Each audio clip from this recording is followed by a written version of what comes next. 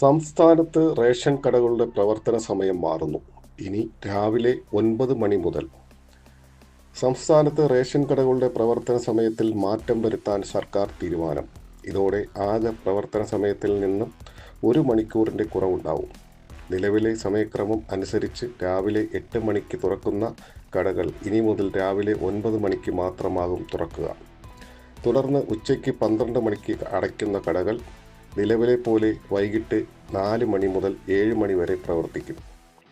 രാവിലെ 8 മണിക്ക് കടകൾ തുറക്കുന്നത് കൊണ്ട് പ്രത്യേക പ്രയോജനമൊന്നുമില്ലെന്ന് വ്യാപാരികളുടെ ആവശ്യം പരിഗണിച്ചാണ് ഈ മാറ്റം.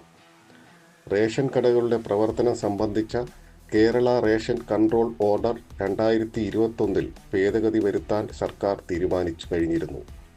ഉദ്യോഗസ്ഥ സമിതിയുടെ ശുപാർശ നേരത്തെ സർക്കാർ അംഗീകരിച്ചിരുന്നു. എന്നാൽ പുതിയ സമയക്രമം എന്നു മുതൽ നടപ്പിലാക്കുമെന്ന കാര്യത്തിൽ ഉത്തരവിൽ പറയുന്നില്ല.